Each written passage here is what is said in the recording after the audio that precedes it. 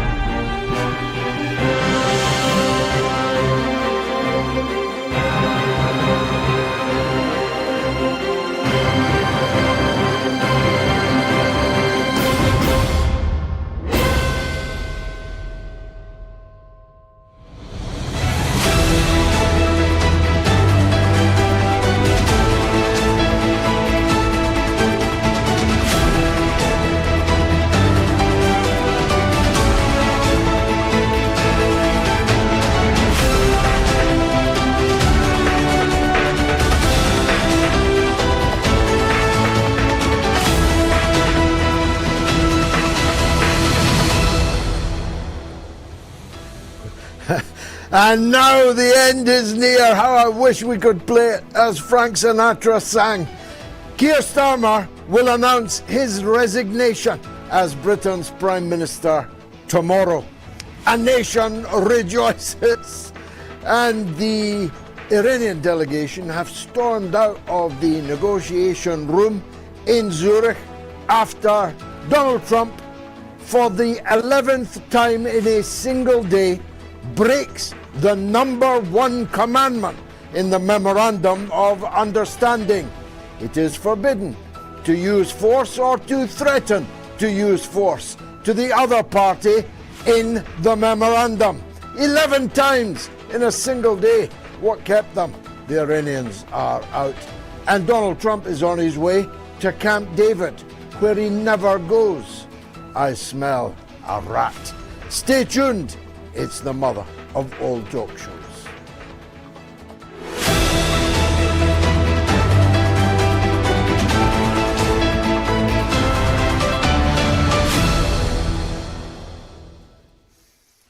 Donald Trump never goes to Camp David. He hates its rustic, Spartan nature. He prefers the vulgar, glittery sleaze of Mar-a-Lago in Florida. That much has been well established, but this weekend he has totally unexpectedly taken the helicopter to Camp David to be amongst the woods and the nature trail. I smell a rat myself, and I'm wondering if the provocations issued on social media today, 11 of them, in which he threatens, inter alia, to hit Iran harder than last time. He threatens the very life of the negotiators who are sitting with J.D. Vance, his vice president, in official negotiations. He tells them that they will be lucky to get back to their country alive. He is threatening murder with the people he's negotiating with, which isn't a surprise really, as this whole leg of the whole thing started with a sneak attack, far sneakier than Hirohito. Hirohito wasn't negotiating with the United States when he hit the United States with Pearl Harbor. But Trump was negotiating with the very people that he then murdered in their houses, in their beds. I think it was a provocation today. I think it was meant to provoke a walkout altogether by the Iranian delegation. And they thought so too. That's why they didn't. They left the room. They shunned a photo opportunity. Mind you, so did the Prime Minister of Qatar. Even he didn't want his picture taken with J.D. Vance. My, how his stock has fallen just in advance of the midterms. But the Iranians didn't leave the hotel. They didn't leave the negotiations. And they're still there.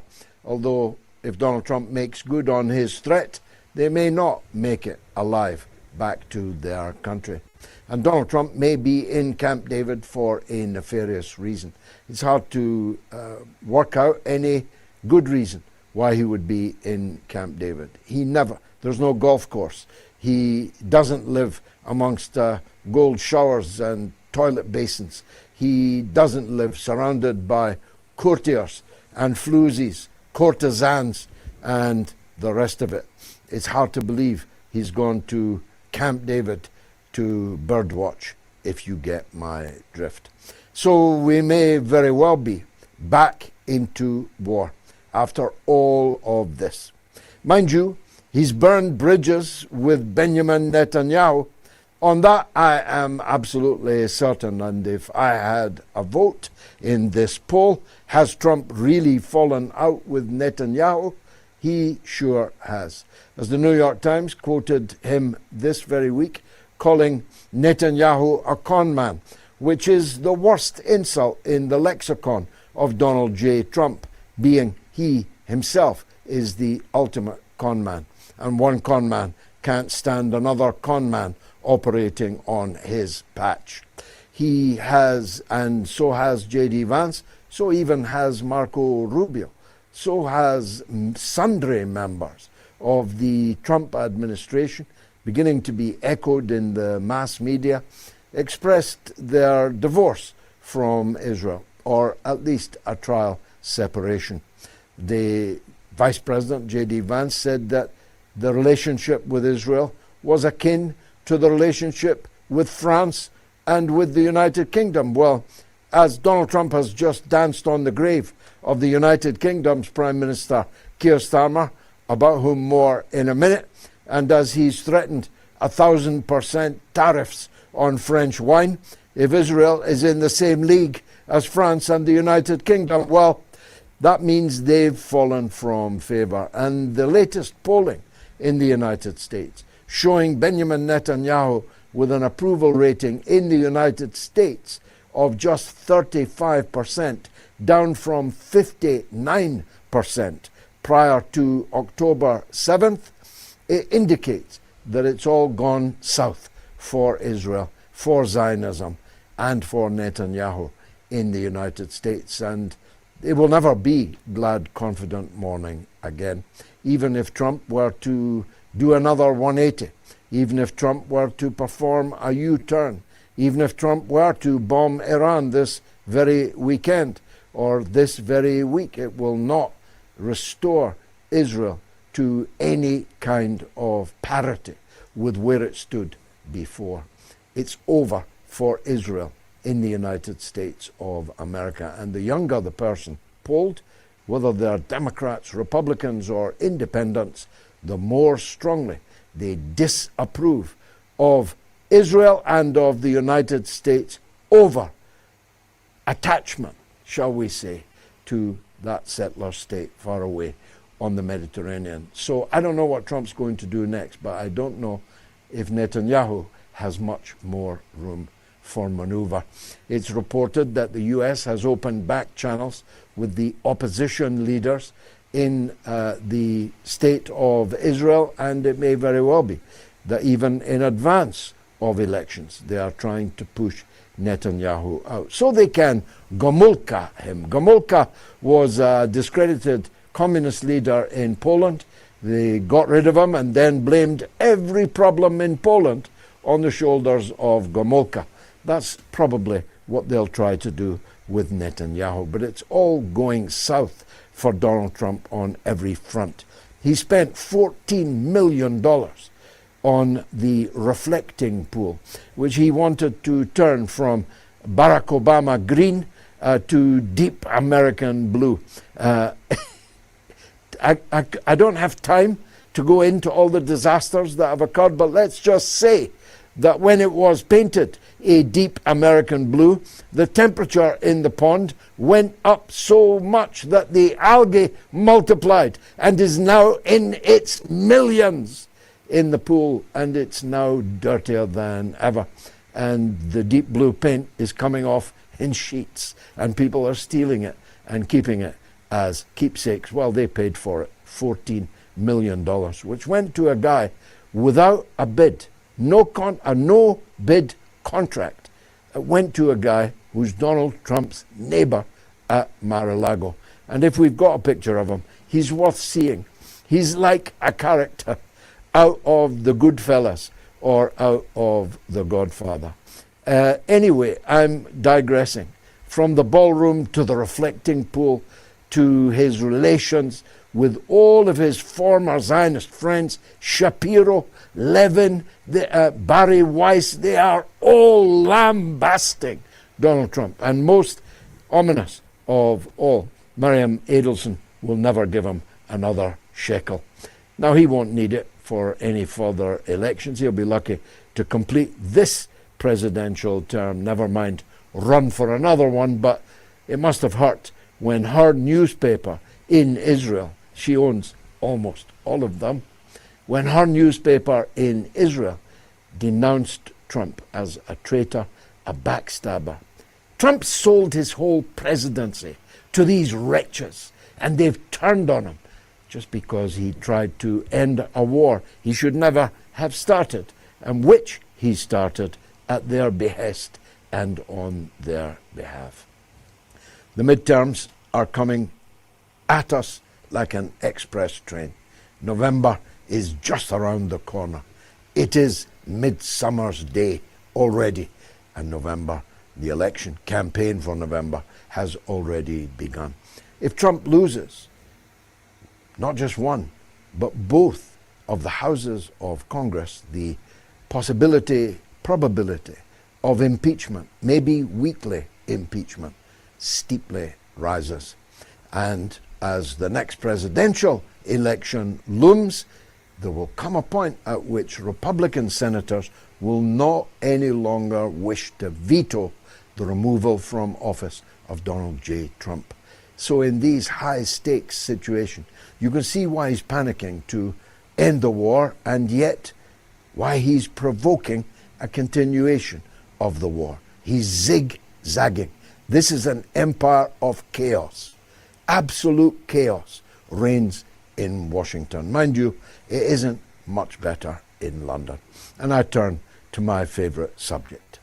When we started the televised edition of the mother of all talk shows, I actually posed with a block of wood on the day that Keir Starmer was anointed as the new leader of the Labour Party. I told you all that he was. There it is there. There's the block of wood that I brought with me onto this very studio platform. But I underestimated how bad he would be. He turned out not just to be a block of wood.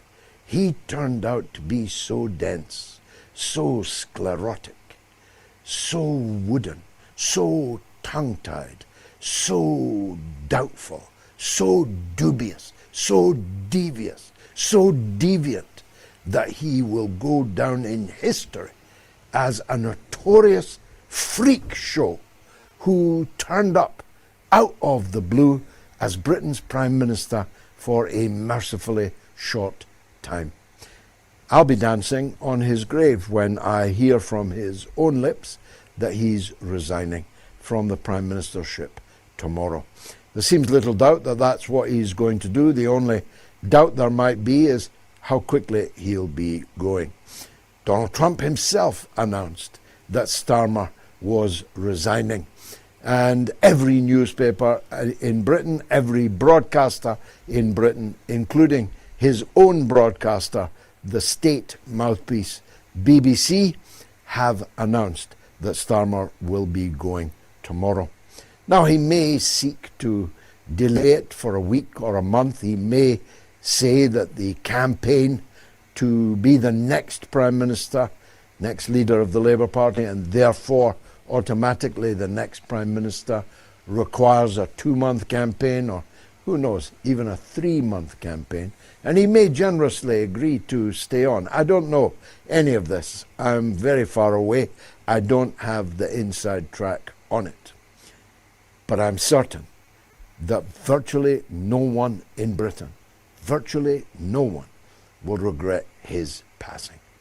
And the only regret there will be that such a man, such a dullard, such a doltard, could have held that august position, even if only for 2 years.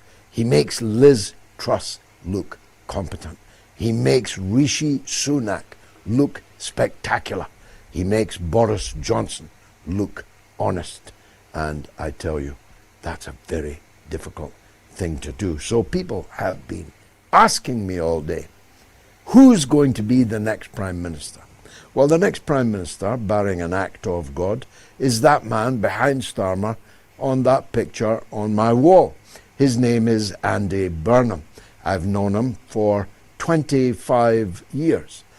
He has run to be the Labour leader not once but twice before and crashed ignominiously to humiliating failure. In 2015, when he last stood, his goose was cooked when gratuitously, egregiously, he announced on a platform, on camera, that if he was elected leader of the Labour Party, the first country he'd be visiting was Israel. Bad timing, Andy. Just before the people elected Jeremy Corbyn in a landslide. Bad timing, Andy. Now that Israel is the most hated country on the earth. Bad timing, Andy, when even Donald Trump is viciously attacking Israel and its leadership. You are unearthed in rare footage, but it isn't rare now. The man that put it out could not have imagined that millions of people would view it. Andy would have been hoping it was lost, but nothing on the internet is lost. Bad timing to have joined the Labour Friends of Israel in 2015, just prior to running to become the Labour leader. And that's a clue to him. This is not a man that, in all the time he's been in Parliament, has nailed his colours to the Israeli mast. No, he doesn't have any colours, and he's never nailed them to any mast. He's only interested in power, in influence for himself. And he knew that just like being a Freemason in some professions, being a member of the Labour Friends of Israel was mandatory if you were going to get on in the Labour Party, still in thrall to the unlamented Tony Blair. I remember a time when it was not so. I was in the Labour Party for 33 years, remember? And in that 33 years, for most of it, it was quite intellectually legitimate to take a pro-Palestinian, a pro-Arab line. But under Tony Blair, it became mandatory for anyone to get on in Labour politics. And that's why Burnham joined in 2015. This is why he pretends to be a northerner. Of course, he is from the north of the country, but he ain't no northerner. That's why he pretends to put gravy on his chips or on his Cocoa Pops for his breakfast. It's why he pretends to drop his H's and his T's. It's why he pretends, Ibagum, to be a Coronation Street viewer. It's why he pretends to like football. I played in the House of Commons football team with him many, many times and against him. He ain't no footballer, Gov. Andy Burnham is a fraud. or in northern parlance, real northern parlance, Andy Burnham is a chancer. He will take any opportunity to do anything that is required to get on. And he's only back in Parliament because one of the most ultra supporters of Israel, a man called Josh Simons, a man that if Israel allowed you to, would be royalty in Israel, he stepped down to allow Starmer to take his seat. He didn't do it for nothing, bruv. He didn't do it without price, gov. He didn't do it without eliciting in advance that Burnham will be loyal to the state of Israel until the bitter end, which is approaching. But Andy won't worry about that. If it got him into Parliament and it gets him into 10 Downing Street, that's job done so far as he is concerned. Neither will he adjust the British government's positioning, ruinous, disastrous positioning on the NATO attack against the Russian Federation. In fact, Burnham campaigned to take the World Cup away from Russia in 2018. That's how foul he is. A World Cup, the best or the second best, one of the other, World Cup in history, that anyone who attended it, player, official, journalist, fan, says was the greatest World Cup. In 2018, Starmer tried to take it away from Russia. Not Starmer, of course, Burnham. It's a Freudian slip because they really are two cheeks of the same arse. Now, Burnham, of course, may change one or both of those positions. As I said to you, he has principles, but if you don't like them, he has others. His only real principle is what suits Andy Burnham. And therefore, if you think about it, I have a right to be happy that there's about to be a change, because what would be the point in overthrowing your Prime Minister and then continuing exactly the same policies that the Prime Minister had been following? Where would be the electoral, political profit in that? And Andy, with his long history of privatizing the National Health Service, definitely knows the meaning of profit. So I take the view that Andy Burnham succeeding Keir Starmer is a step forward.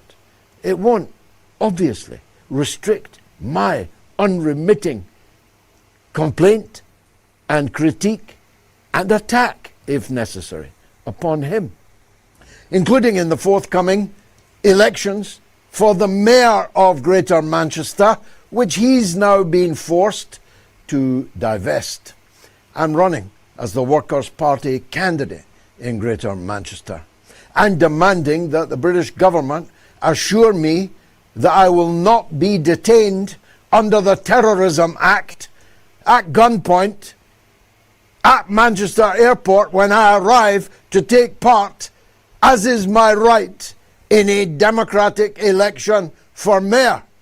And if I don't get that assurance, I will campaign for the mayoralty of Greater Manchester from the streets of Shanghai, Beijing, and Hong Kong.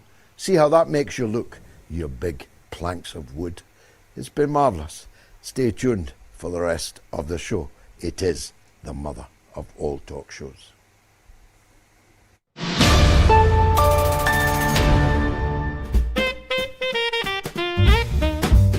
My grandson Sean, who's answering the phones tonight, had his first 1 million view tweet about Gaza, and I predict great things from him. So we're not going to go away. We believe in the next life. We believe that we will all be judged on what we did in this life, and that will determine our fate. And so we face whatever we have to face, if not with equanimity. Can't say that the experience was one that one can feel sanguine about. It was genuinely horrific, and I'll never forget it. It was the more horrific for being unexpected by me. I never believed that someone like me, of my age and with my background and with my position in British politics, would ever be told that I was being held under the Terrorism Act. I'm not unmoved by it, but I'm certainly undeterred by it.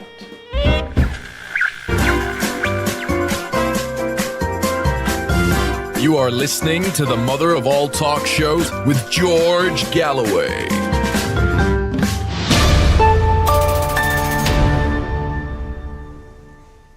Here's the poll this evening. Has Trump really fallen out with Netanyahu? Yes or no? You can answer on my Telegram, t.me/George Galloway. You can answer on my X. You can answer on the YouTube community poll. You can answer on the YouTube stream. And please subscribe. I need to get to 1 million subscribers. PDQ. And only you can help me on that. And if you are the advance guard, the creme de la creme, the chosen people who support us on patreon.com/George Galloway, you can also vote there. Most people disagree with me. My answer is Trump really has fallen out with Netanyahu. Let's see what our next guest thinks. Laith Marouf is a political activist, journalist, political commentator, and perhaps most importantly, host of Free Palestine TV. He was a big hit when he appeared on the show a few weeks ago, and we thought it was time to ask him back. Laith, welcome back to the mother of all talk shows. Let's ask you that question first. Has Trump really fallen out with Netanyahu? What does your gut tell you? Well, thank you very much for having me once more, George. My gut tells me that the whole empire right now is reeling from the fact that they supported a genocide relentlessly for 3 years and have lost all their soft power as well as much of their economic and military power in that endeavor. And right now we're beginning to finally see the imperialist order begin to decouple from Zionism. So this is just the beginnings of it, and I don't think it's only about Trump. I think the global economy of the empire and its ability to project power across the world, soft and military, is at a crucial moment. And the more the empire invests in trying to defend this genocidal regime, the faster it will be collapsing. So it's more about really saving the remainder of whatever power this empire has if it wants to continue to be a competitor to the rising new multipolarity with China, Iran, and Russia at the other end of that competition. Well, you definitely put it more eloquently than I did, but we are in agreement. As Gwyneth Paltrow, the new face of the Israeli occupation, put it when divorcing the fella from Coldplay, we are consciously uncoupling. What I'm watching now in Washington is a conscious uncoupling from Israel. They have finally realized that this is a strategic liability, not just for the United States, but for everyone, including Jews. Now let's go to Zurich, as it were, and you'll have been watching, as I was, the histrionics in the chamber. J.D. Vance looking like he could kill when even the Qatari wouldn't pose for a picture with him, never mind the Iranians. The Iranians walking out the room when the Truth Social threats of Donald Trump, which are a complete flagrant breach of the Memorandum of Understanding, by the way. Number one, commandment number one, is no force or the threat of force between the parties. And Trump was blood-curdlingly threatening Iran today on Truth Social. What do you make of it? Is this process going anywhere? I am not sure that Trump or the empire as a whole has yet understood the massive shift in balance of power in the region of West Asia and on a global scale in terms of the exposure of the machinations of empire as we saw over the last 3 years. And they're still trying to resist this change. So yes, Trump would love that Netanyahu gives him a chance by stopping the massacres in Lebanon, but he still has yet to admit openly to his people that the United States suffered its worst defeat since World War II in this confrontation with Iran.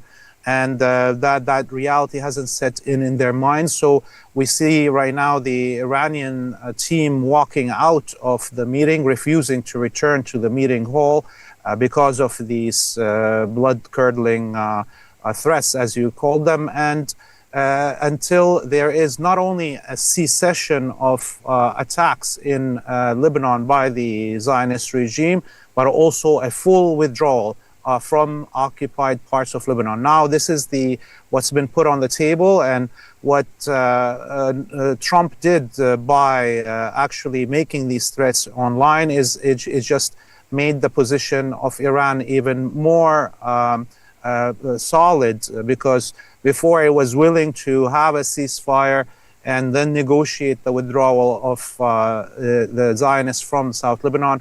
But at this moment, they will only accept a full withdrawal of the occupation forces before they even begin talking. Now, let's turn then to Lebanon, which we both know extremely well. The massacres, which I think 1,000 people have been murdered by Israel since the ceasefire, as they laughably describe it. Much of the south of Lebanon is occupied. All of it is contested. The Lebanese resistance have fought them to a standstill on some strategic heights. The Beaufort Castle show turned out to be just that and benefited the occupier not one whit, and mass casualty events continue to afflict the invading Israeli forces, including just yesterday. The Israelis can agree a ceasefire. They actually did today, although none took place, but it's very difficult for Netanyahu to agree to withdraw the ground forces that he's got in South Lebanon, and yet, what else can he do? Yes, we see on the ground around the Nabatea area between the Beaufort Castle and Nabatea city, the Israelis attempting to take over Ali Tahir Hill. It's been now a week of direct confrontations where they have fell into one trap after another and have lost many commanding officers it seems like Hezbollah is hunting these officers. It's not only randomly attacking advancing forces, but is hunting the commanding officers. There's only in the last 2 weeks a list of at least 12 high-ranking officers that have been liquidated in the south of Lebanon. So the more the Israelis attempt to push further in South Lebanon, the more casualties that they are facing. And this is driving them into this vengeful responses of attacking civilians and civilian infrastructure as the only version of warfare that they feel that they can succeed in. And I think Hezbollah has made it very clear they will not cease, and Israel continues to fire, as we saw with what the Israelis mean when they say ceasefire.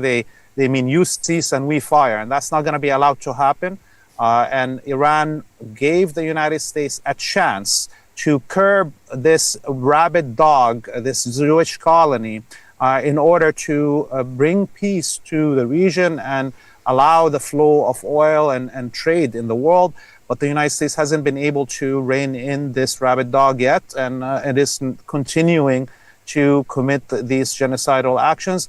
But that will not break Hezbollah. In fact, I think Hezbollah has found the sweet spot of and the perfect tactics in this confrontation over the last 3 months, and has been succeeding in causing the most massive losses Israel has seen in any of its battles since the collapse of the Soviet Union in the 1990s. What about Palestine? As they get frustrated in Lebanon, they take it out on the refugees in their tents in Gaza. Another 2 people killed today, presumably by AI direction. Every day I'm posting whole families, whole bloodlines that are being wiped out in Lebanon and in Palestine. They say openly, Smotrich, Ben-Gvir, but others also, Katz has said so, that they now possess more or less 2/3 of Gaza.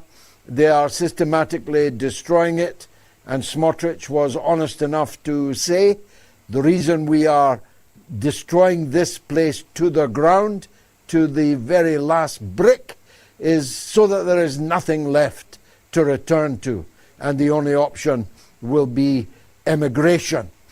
That would require the Palestinians to agree to immigrate. It would also require somebody to agree to take them, but they don't seem to think that far ahead. How do you see the Palestinian situation now? You know, I think obviously the Palestinians will be refusing to leave their land.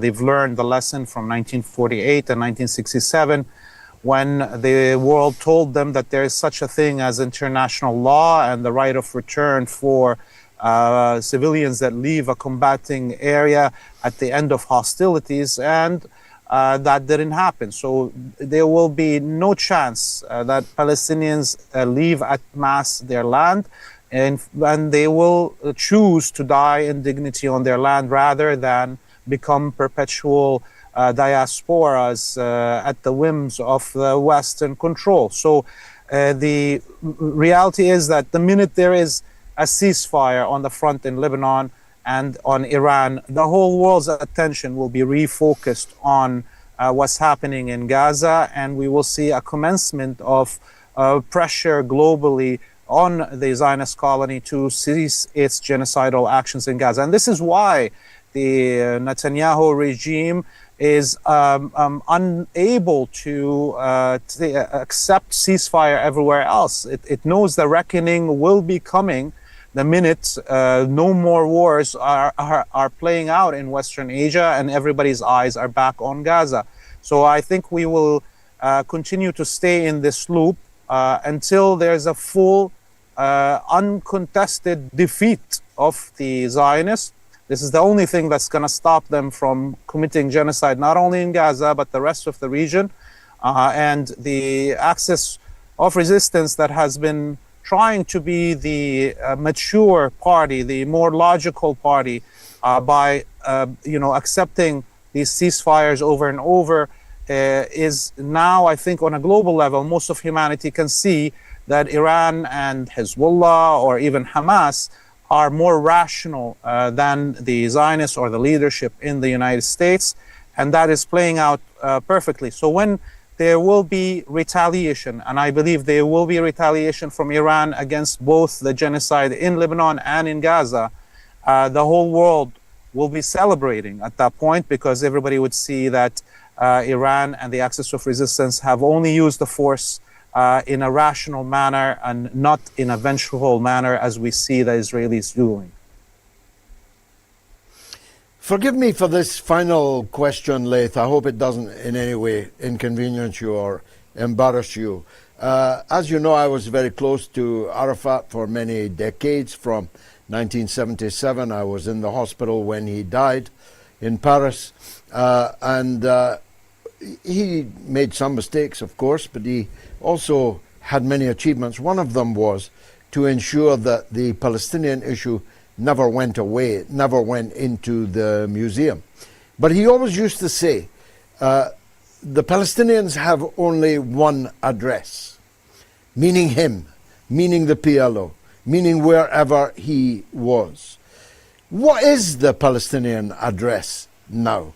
There seems to me a dearth of leadership, given the imprisonment of Marwan Barghouti.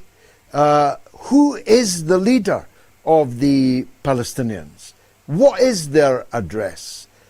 And actually, why are they so quiet, so absent from the news, from the argumentation over these issues?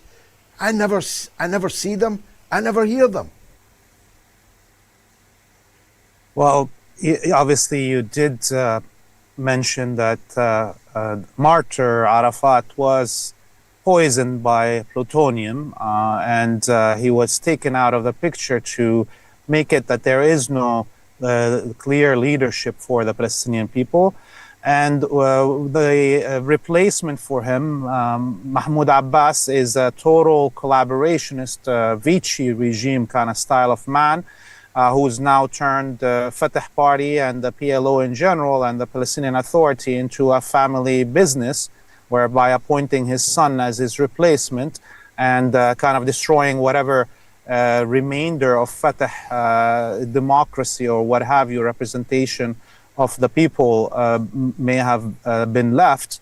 At the same time, the leadership of Hamas has been assassinated, martyred Sinwar and Martyr Haniya that were killed on the battlefield in Gaza and in Tehran. And now the only representative for the Palestinians is the refugees, children that are surviving, and by their mere survival are standing in the face of the most vicious empire humanity has known, and its most vicious colony that also we've known. And I think the bullet right now is the only representative of the Palestinian people, and that bullet is backed by the axis of resistance. And so the Ayatollah Mujtaba Khamenei, when he is negotiating this deals with the United States and the whole axis of resistance that has risked life and livelihood and for the defense of Gaza since October 2023, this coalition of humanist force is the one that is going to be helping in the liberation of Palestine.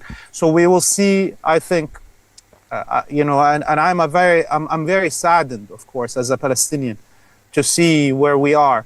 But I know that the leadership of the resistance in Gaza, when they took the decision to launch the Al-Aqsa flood in October 2023, they knew they may not be alive to see the end of this path. But with the trigger of that flood, they have taken down with the tsunami all the power of empire that has been accumulated over 100 years, the power of the Zionist lobbies around the world, and the power of the controlled media and propaganda that has been accumulated in human minds since the end of World War II. I think the end of this will be a human celebration. I don't know who will rise at that moment, but at this moment, I can say to you, it doesn't matter that there is no clear leadership for the Palestinian people, because we're way past that, and the flood will erase the memory of Zionism very soon. Powerful words. Thank you very much, Laith Marouf, political activist, journalist, commentator, and host of Free Palestine TV. Thanks very much for joining us. Let me take a quick break, then it's your calls right up to the hour. Stay tuned.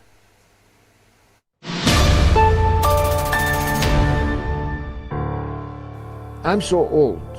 I'm celebrating the 51st anniversary of the great victory of the Vietnamese people and I celebrated it in real time.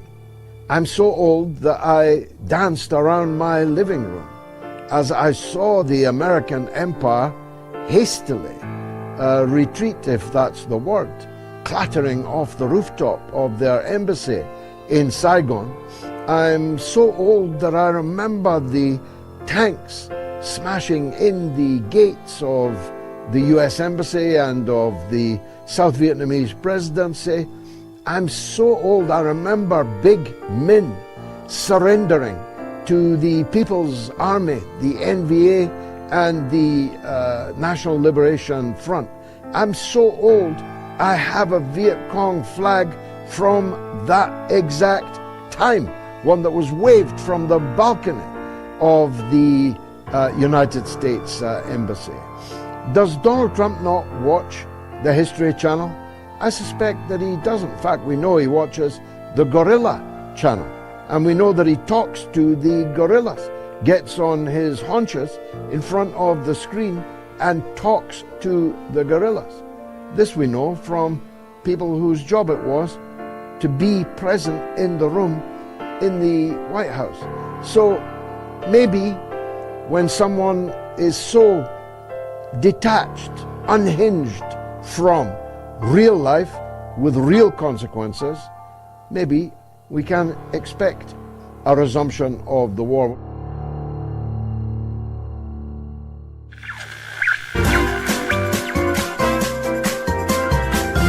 You are listening to the mother of all talk shows with George Galloway.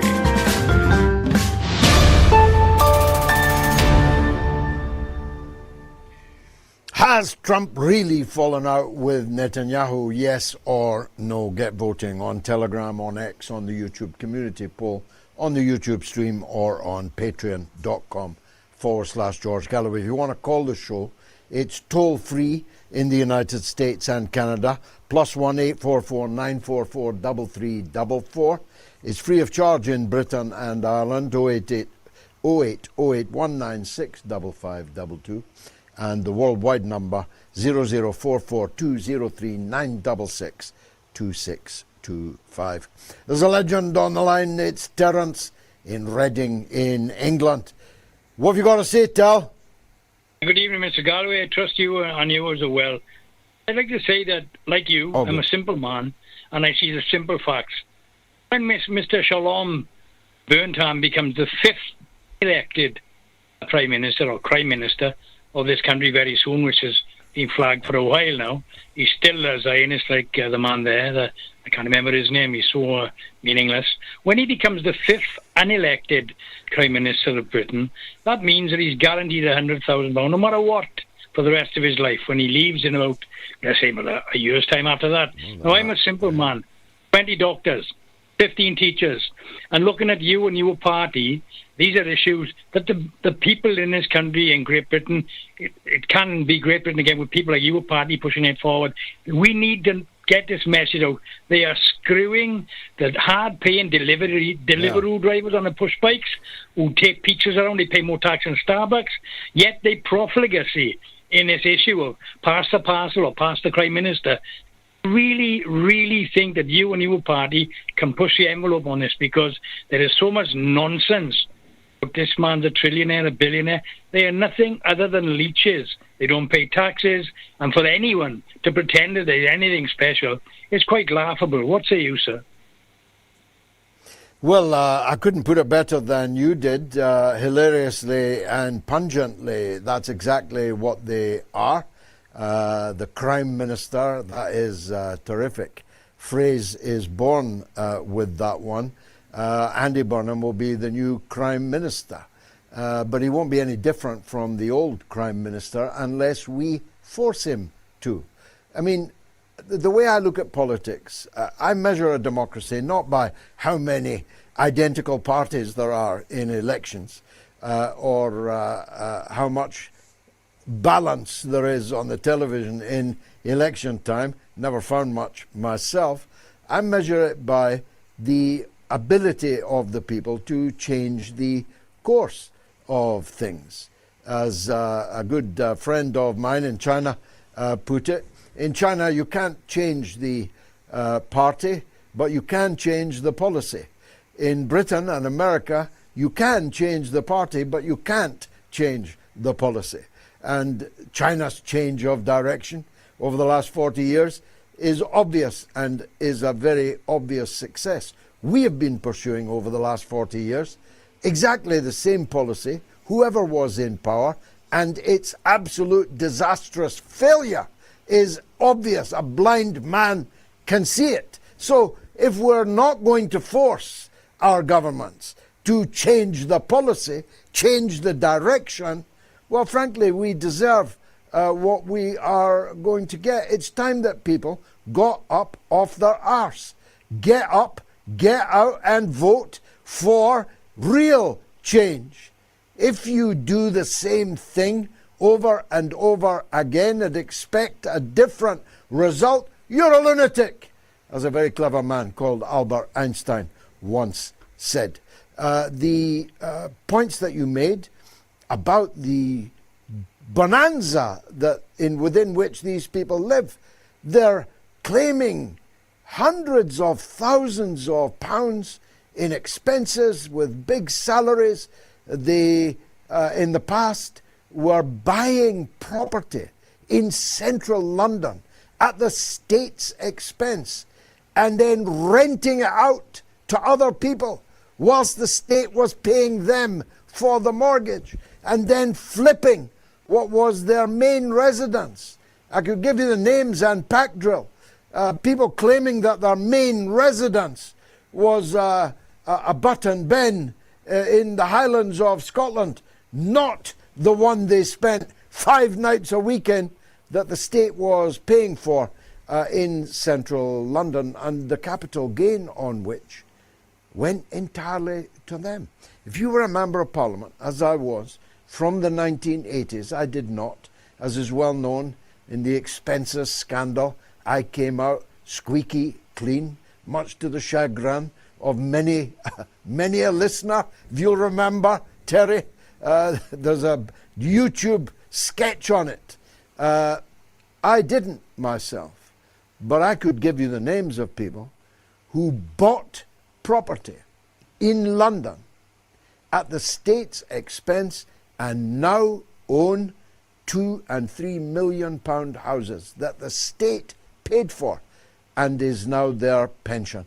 And they can sell it anytime they like, make the capital gain and pay nothing on it. These are robbers. At least Dick Turpin had the grace to wear a mask. Dick Turpin was a famous highwayman, footpad in England for those overseas. Thank you, Terry. On YouTube, you can scan the QR code, leave a comment, keep it clean. I'll try and read it out like this one. Fix in Man says, will Andy be different from Starmer? Just tell him to say on camera, Israel is a genocidal apartheid state. Well, actually, he said on camera just 2 weeks ago that there was no genocide in Gaza. So he's done on that one. He's trussed up like a kipper.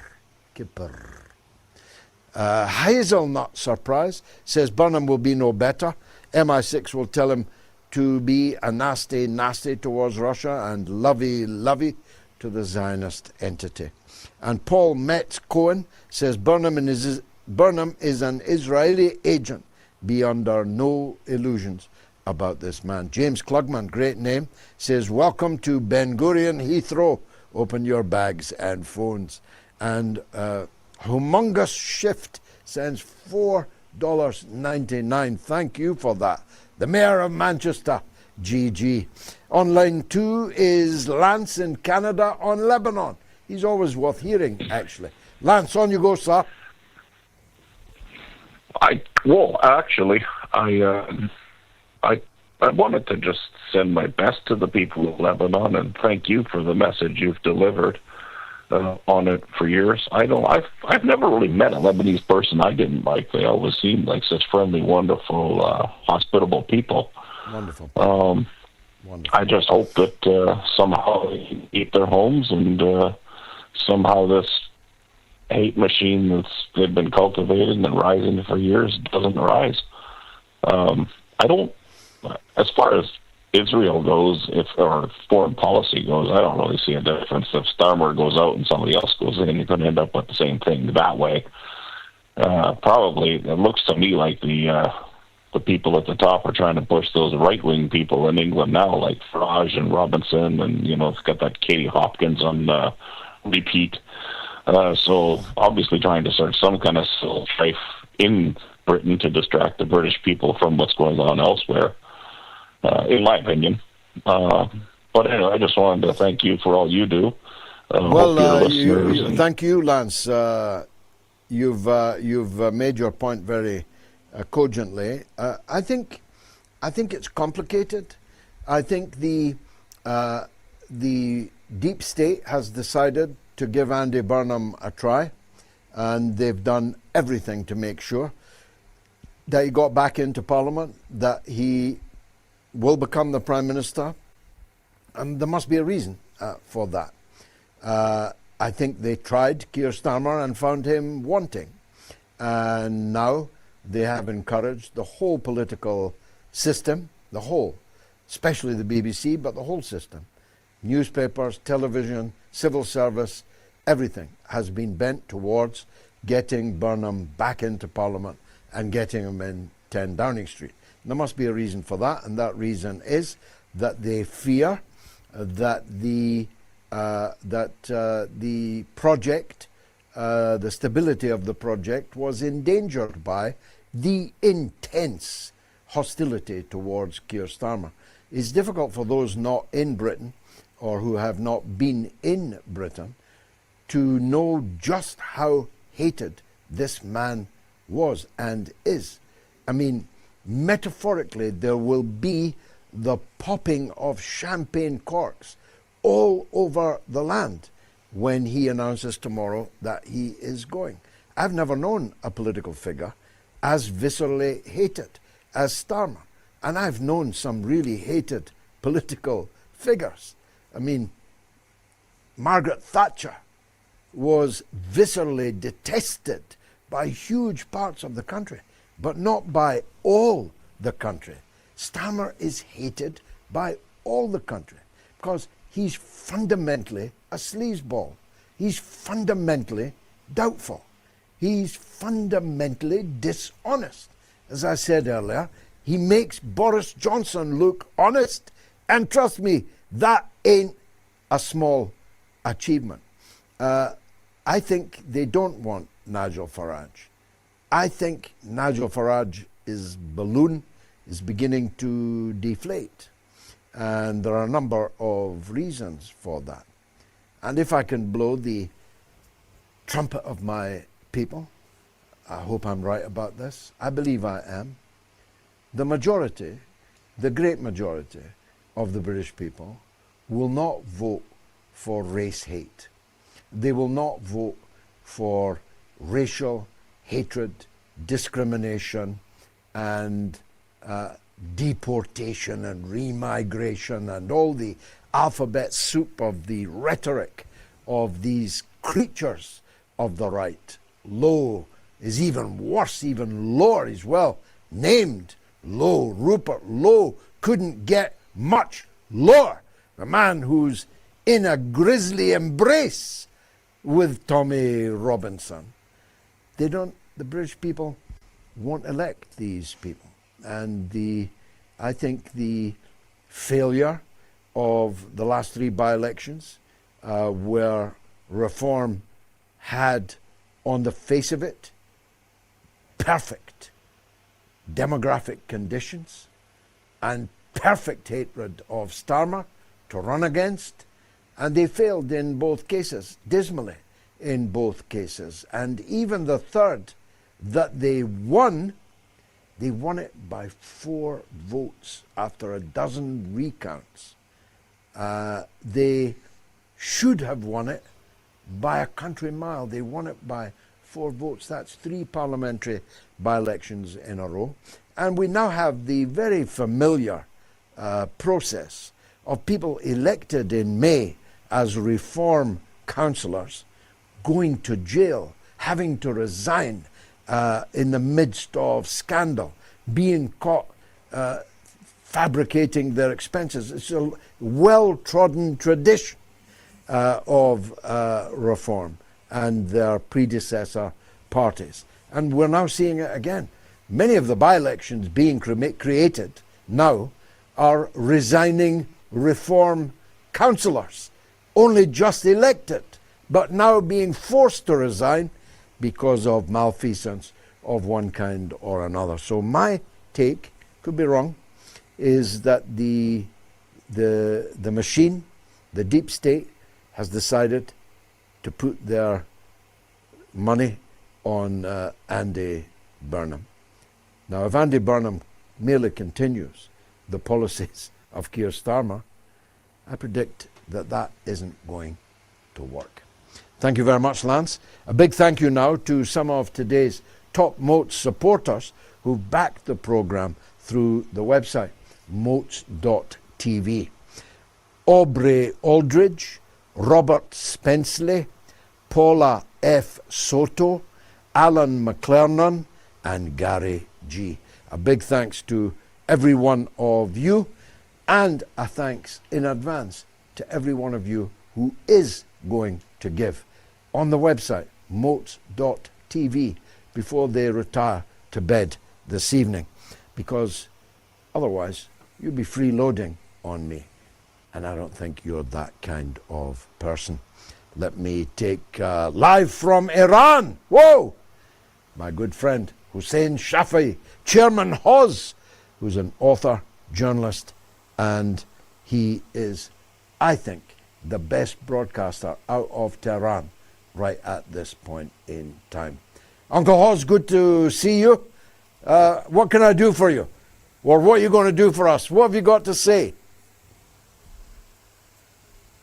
I can tell you that I've been on a personal journey. I decided to come to Iran because, as far as I was concerned, you know, George, as well as I do, so many people that turn around and say, when you are standing up for a country, when you're standing up for a cause, like we stood up for Gaza, we stood up for Palestine, we stood up for Lebanon, we stood up for Iran.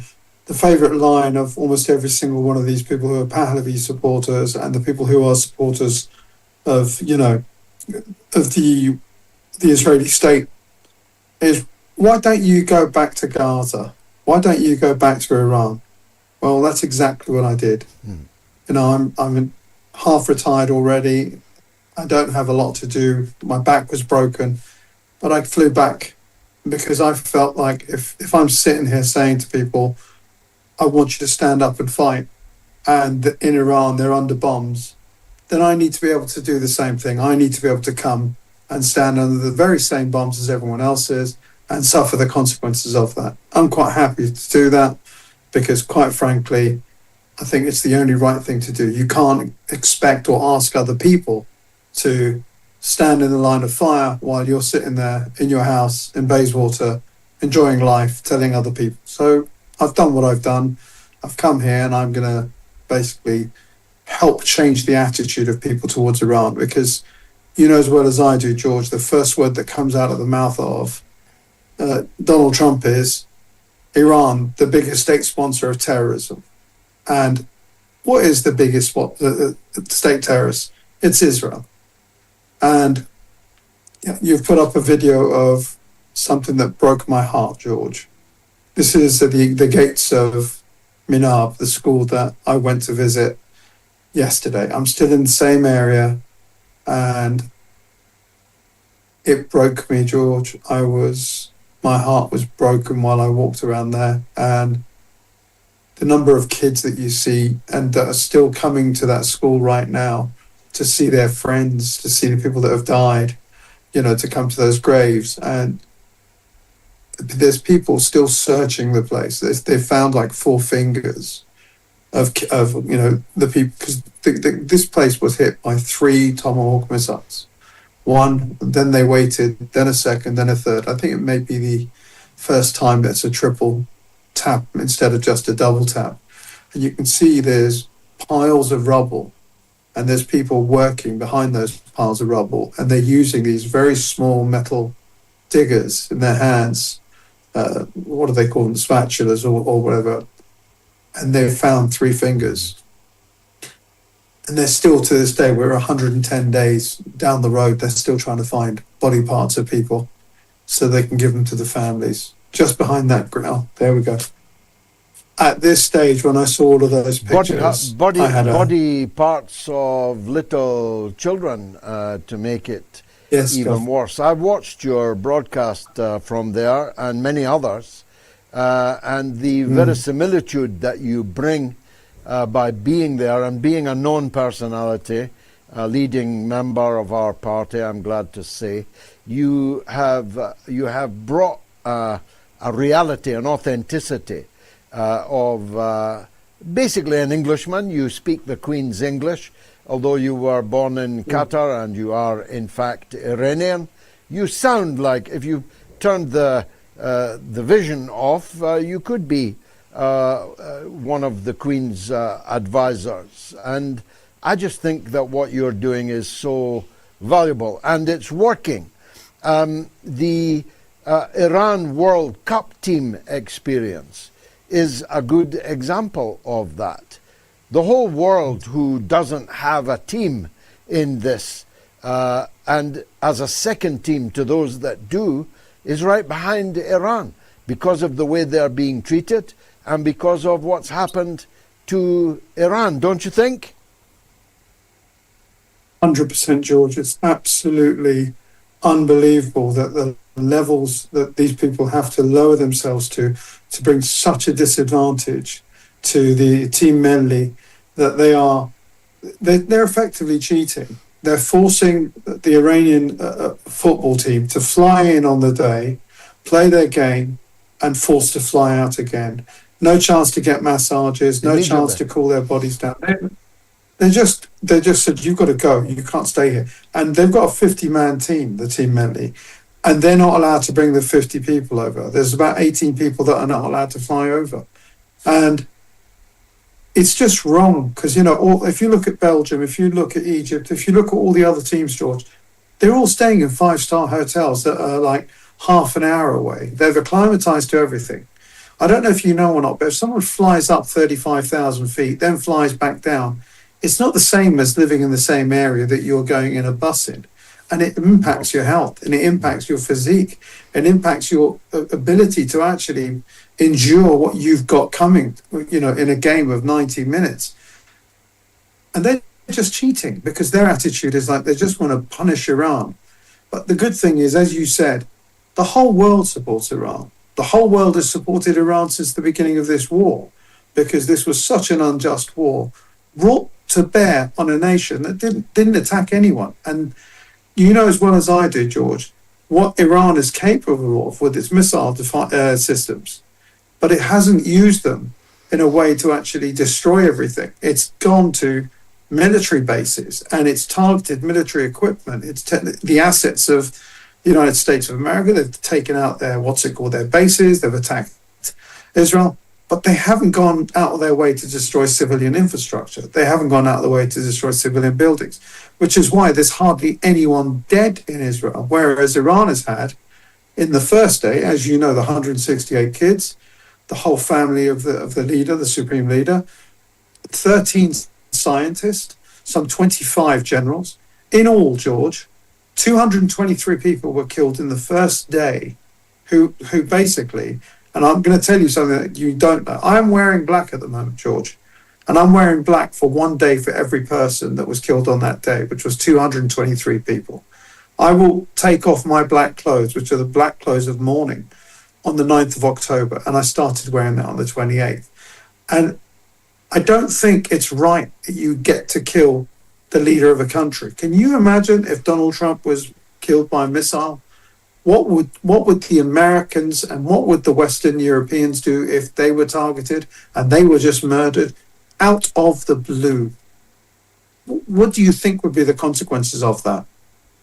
And yet Iran has been told that they've got to sit there and have peace negotiations with this person. I don't know. I'm just not happy with the way things are. I think that's very powerfully put. Do you think these peace negotiations are going anywhere? I mean, I described in my monologue the state of chaos of American policy and pronouncement right at this moment. It's impossible to decipher from the ravings of a madman in the case of Trump, and God knows how Vance handles it, but it's difficult to decipher whether he's going to these negotiations with a view to getting settlement, or he's gone to Camp David to plan another war. The situation over here is very complicated, George. Not a lot of people are quite happy to tell you what's happening in the country. What I can say to you that Iran is not a unified country at the moment. There are divisions within the government, as in there's two parts of the authorities of this country. There's the supreme leader, which is called the Rahbar, the House of the Rahbar, and then you've got the government ministers, the president, Ghalibaf, and all of these people. It's come out in the last few days that, in fact, the supreme leader was not happy with the negotiators negotiating anything to do with nuclear weapons. The negotiators went to Pakistan and negotiated things to do with the nuclear question. That was something they were forbidden from doing, and they were told not to do it, and they did it anyway. The negotiating team of Ghalibaf and the rest of them, I wish them the best of luck. But the problem is that there is a lot of people in the country right now, and it's the majority of the people who are out on the streets are not happy about these negotiations. And I was at an event outside the Ministry of Foreign Affairs when the news came out of the actual ceasefire. And the crowd there are groups of people called Inqalabi, which means revolutionaries. So that's a specific kind of people. And they're the ones who are the most forthright in letting people know what they think of the government, and they're not happy with it, and they're supporters of Sayyid Mustafa Khamenei, and they're not happy. And I said, because I was supposed to be one of the speakers, I just wanted to say to them, don't think there's going to be a ceasefire. There will be a ceasefire, only on paper, but I assure you it won't last more than 72 hours the way Israel understands ceasefire, which means that they're just going to carry on attacking. And that's what I said to the people. I said, don't be upset.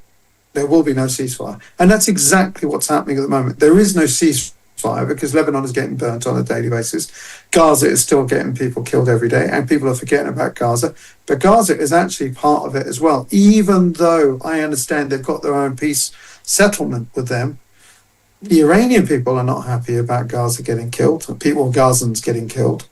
And there is no way that the people on the streets, I mean, for instance, just to give you an idea, in Isfahan last night, there was a crowd of people in their thousands that chanted for 5 minutes and like 45 seconds saying a chant of, President Pezeshkian, you need to fight or defend Hezbollah, as in saying you need to get involved in physical interaction on behalf of Hezbollah.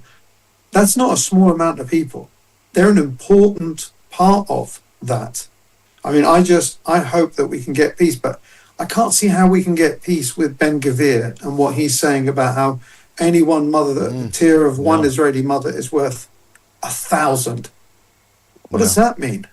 He's, 9 million. Well, we know what it means. The blood of there? some people is worth far more than the blood of others. Listen, Hoz, I've got to get on because Max Blumenthal awaits, but the very best of luck to you.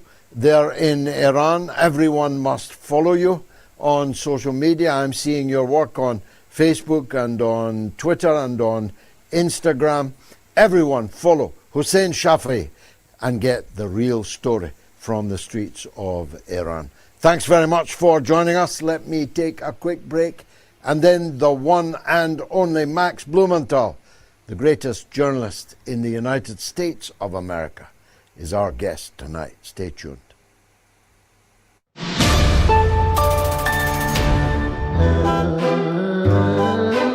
Beautiful call, as always, robust. Terrific characterization of little Macron and the imposter Shah of Los Angeles.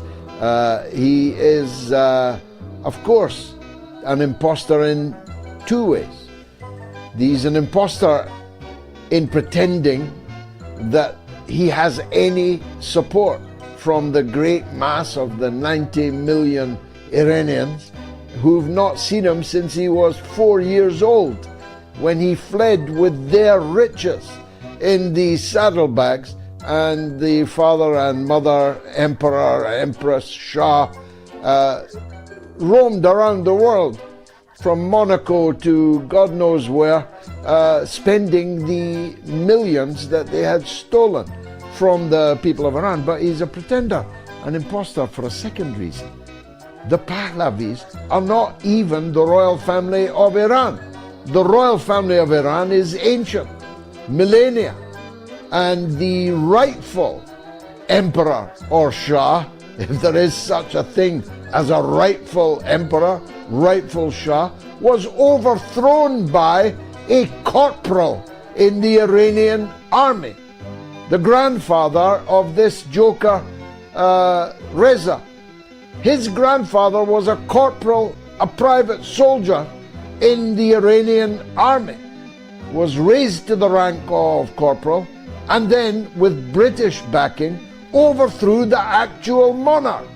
And he had a son who was the infamous Shah of Shahs, the father of Reza. So he's a double imposter.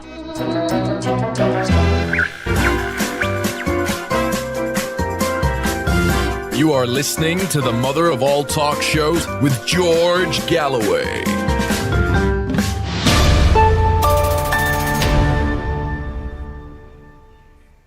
Has Trump really fallen out with Netanyahu, yes or no? 30,000 people have opined.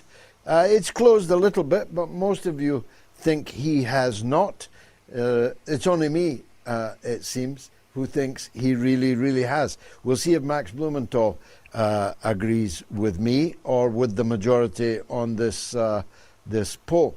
Max Blumenthal I described as the greatest journalist in America, and there's a lot of competition for that title, but he thoroughly deserves it. And he is, of course, the editor of the Grey Zone News, which breaks regularly the most important stories in the United States, and have correspondents like the estimable Kit Clarenberg, for example, in Europe. They have outstanding writers everywhere, but their coverage of global events is absolutely indispensable. Let me read some comments. Steve MT3238 says the apparent falling out is merely more kabuki theatre. And Uzi 1mm, great name, says doesn't matter whether he's personally fallen out with Netanyahu, he hasn't fallen out with Zionism. Peace Lover 2024 says for 3 months Trump played the stock market for his advantage, and now he is playing the fell out with Netanyahu. It is fake. We are being played. And Porby41 sends $5 thank you, and says, I believe Trump will stay in the war to hurt China, since they get a lot of their oil from Iran. James Klugman again says, meanwhile, IDF Einsatzgruppen are using white phosphorus and cluster munitions on Lebanese villages.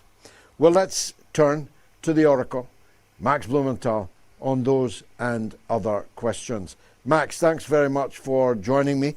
I know you're pushed for time, and we've only got you till past. So let me cut to the chase.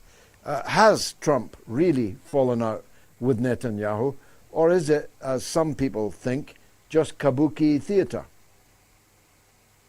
Donald Trump always disliked Netanyahu on some level or distrusted him. It doesn't matter. Every U.S. president has loathed Netanyahu.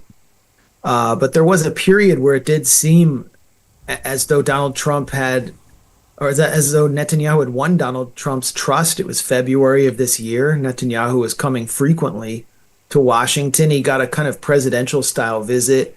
And anyone who's read the reporting of the final, most decisive visit would know that Netanyahu settled into the head of the table in the White House Situation Room and basically told Donald Trump, along with his Mossad director, how it was going to go down on February 28th when Israel would assassinate Iran's leader and other members of its leadership, and then the decapitation strike would lead to quick, swift, and easy regime change.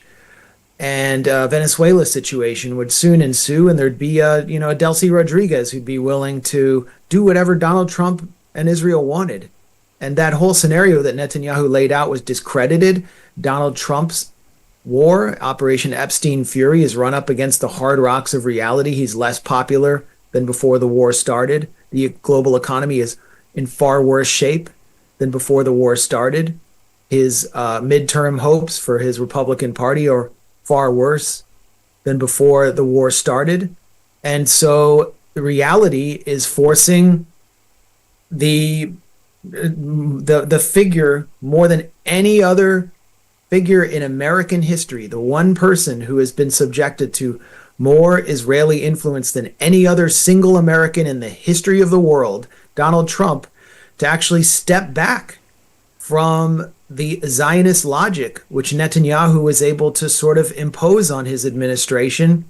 They've sent J.D. Vance out to do all of the salesmanship. This is something J.D. Vance had wanted to do.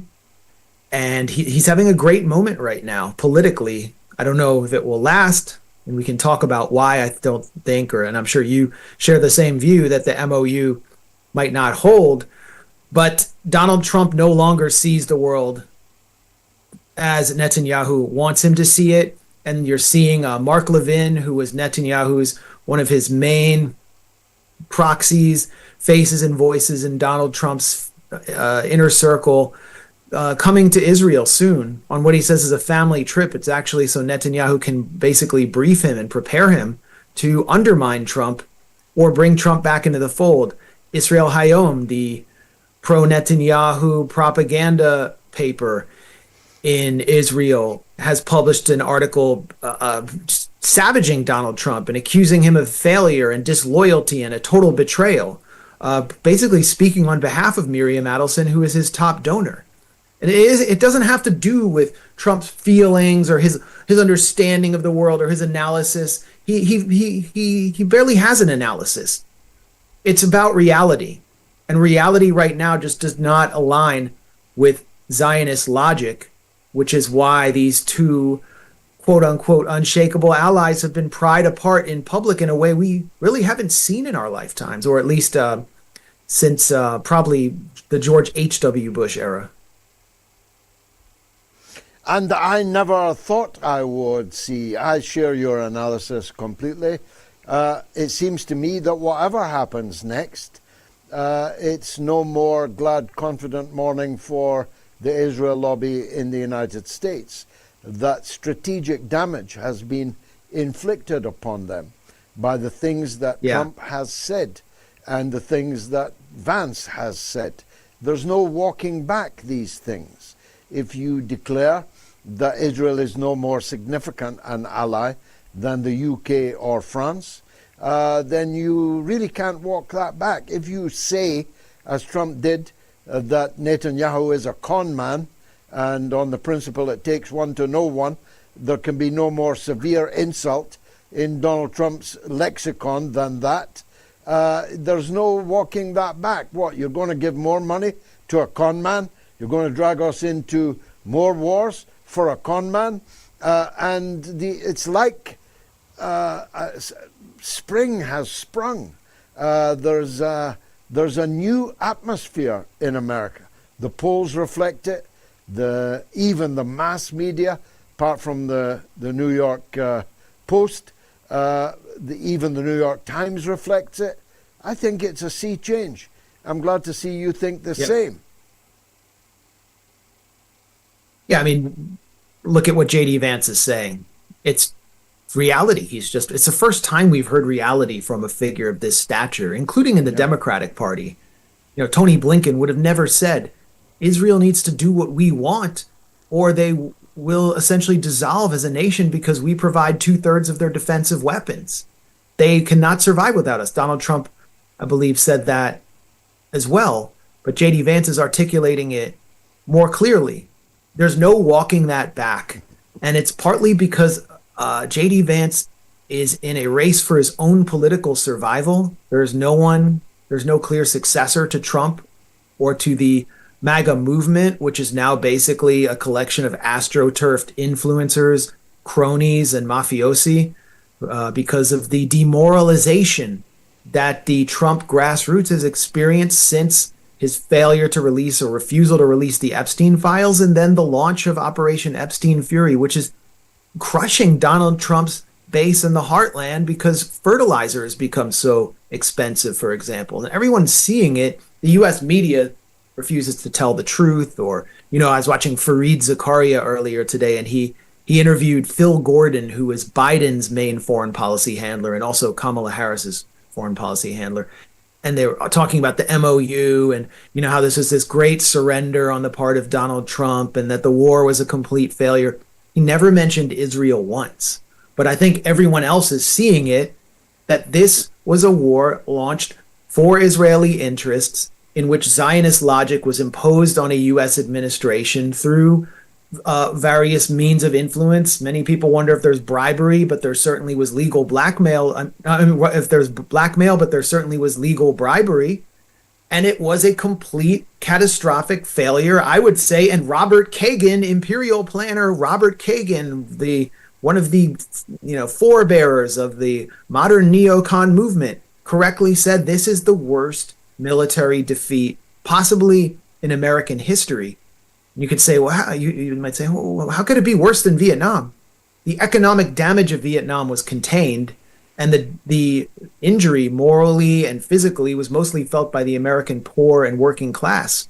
But in this case, the economic damage is global. It's hammering the stock market. It's affecting everyone. And it was essentially a Zionist war. And so now Israel's going to have to pay some political price. And I think that when we're mostly focused on the Republican Party and Trump right now. But when we see the Democratic primary start to unfold, you're going to see a much more intense arena of contestation around this issue than in the GOP. Now, we only have time to deal with one other thing, but it's quite an important thing, and you alluded to it. Neither of us, I think, feels that the success of this MOU is in any way guaranteed. And I'm wondering if it's going to survive the week. I pointed out that Trump is now in Camp David. Why is he in Camp David? He never goes to Camp David. He prefers the flesh pots. No, he prefers the flesh pots of Mar-a-Lago for reasons which will be obvious. Why is he in Camp David? Is there potentially something going on, either with relation to Iran or maybe with Cuba? That's a great question. I don't know. I only know what's happening publicly with JD Vance in Geneva, where you have the Pakistani delegation and Ghalibaf and Aragchi, the two main Iranian negotiators. I guess Larijani would have been there if Israel hadn't assassinated him, as they attempted to prevent this moment from coming to bear. And it's all about Lebanon. It's all about Lebanon right now in Geneva. Iran refuses to give up on Lebanon, and the U.S. would love for them to do that and just to hand Lebanon over to Israeli savagery. My colleague Wyatt Reed has been reporting on southern Lebanon. We'll be publishing a piece on what's happening right now in the south, probably by tomorrow. And what he's shown is that hundreds of thousands of Lebanese citizens attempted to go back to their homes in the south, and they were massacred, they were bombarded, they were attacked, and now they're being ethnically cleansed all over again. And this is why Iran has closed the Strait of Hormuz. A friend who's down in Bandar Abbas just sent me some photos of the Strait of Hormuz, and it looks like a little bit of a traffic jam there. I just saw it like right before we started talking, I saw those photos. So the MOU may have already collapsed. And you can see also the panic from Israeli cutouts in the U.S., including AIPAC, which attempted to present the neutralization of 4 invading Israeli soldiers as a new kind of Kristallnacht pogrom hate crime against Jews. They were killed attempting to attack a strategic hillside near Nabatea, 45 miles south of, or kilometers south of Beirut, called the Ali al-Tahrir Hill. And Hezbollah just continues to ambush Israeli forces. They can't even get the commander out of the tank. He's been there for days, which raises the possibility that Hezbollah may be able to take those bodies and use them as leverage, as they have done with Ron Arad, for example, back in the 80s. So Israel's suffering serious military setbacks. It can't disentangle itself from Lebanon. Netanyahu politically can't escape the Lebanese quagmire, so he keeps escalating with airstrikes, slaughtering civilians, ethnically cleansing Lebanese. And Iran will not give up on its ally in Hezbollah. It's not going to close the Hezbollah file, and it will not abandon this population who are primarily Shia. I pointed out a few days ago that the Israeli army has been given orders to not allow the Shia population to return home. So it's an ethnic cleansing campaign specifically targeting Shias. Iran's not going to give up on this, and I think that will be sort of the Achilles heel of the MOU, and obviously Israel would like to exploit that vulnerability. Max Blumenthal, as always, thanks for your time. Good luck with your next interview. Thanks for joining us on the mother of all talk shows. Let me go to Adam in Leeds on Andy Burnham. Go ahead, Adam. Hi, George. How are you? By the grace of God, good. What do you want to say, Adam? Yeah, George, my question is just on foreign influence on the UK government.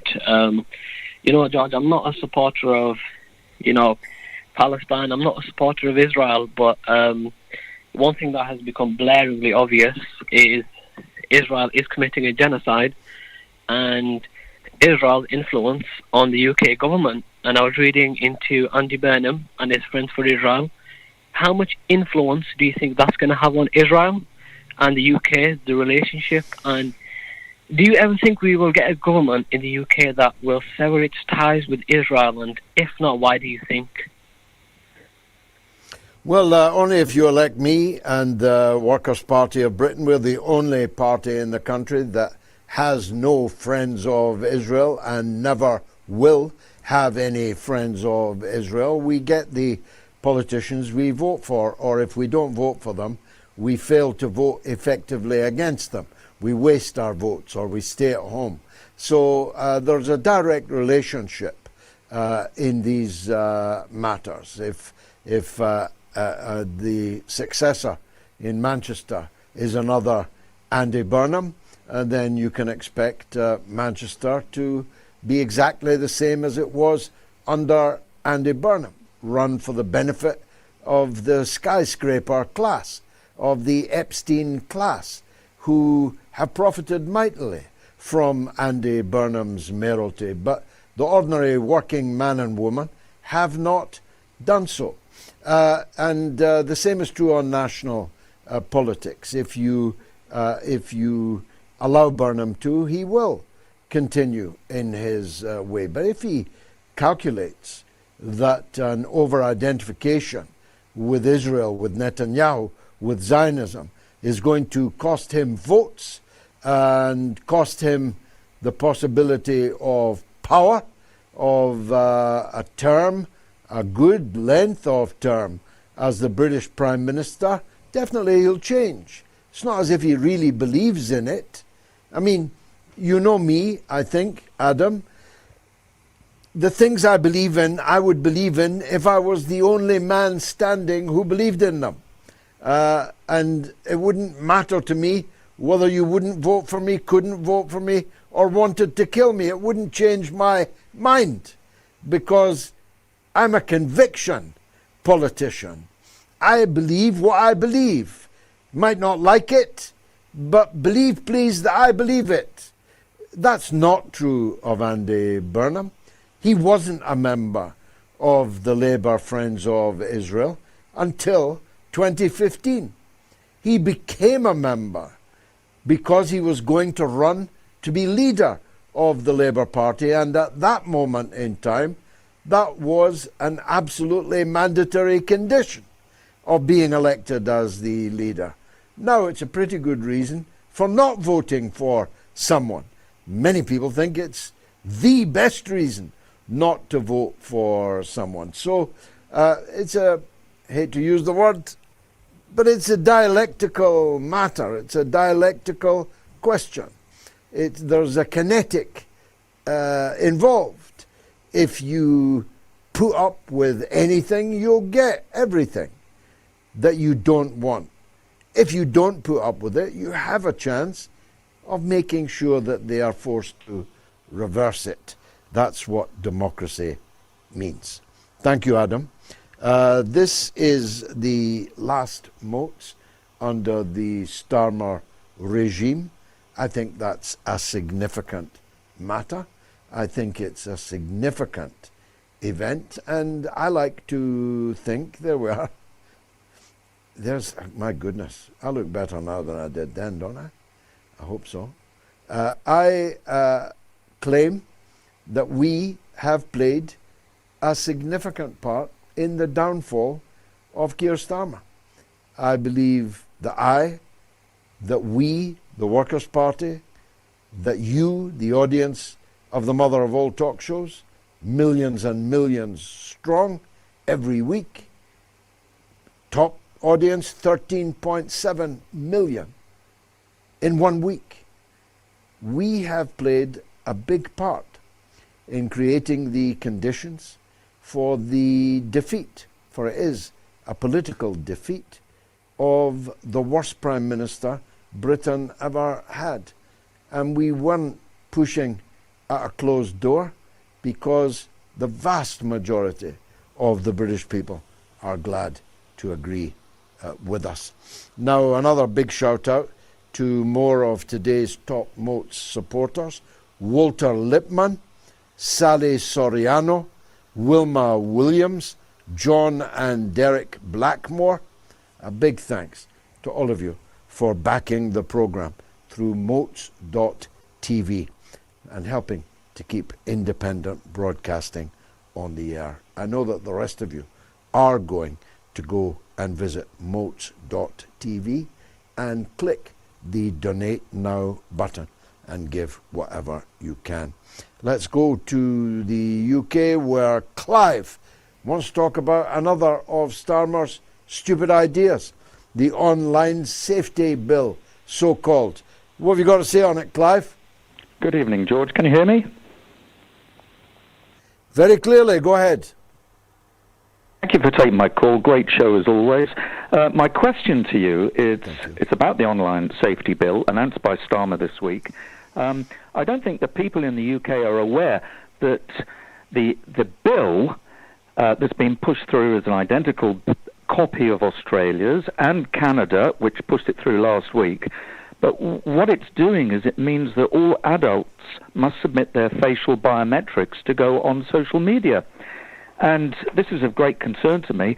I know I've got a driving license which has my facial biometrics, and that they have stored it somewhere. But you've got the NSPCC, which has advised Starmer that this won't protect children. And my concern is, I think this is the first stage of pushing through digital ID by the back door. And really, what I'm asking you is, what is your advice to the British people about these totalitarian dictats? Because as far as I can see it, our God-given rights are being slowly stripped away. Not so slowly, Clive, at quite a rate of knots. I myself will not submit to any such digital ID. I will ensure that my access to the internet is not done in a way that they can harvest.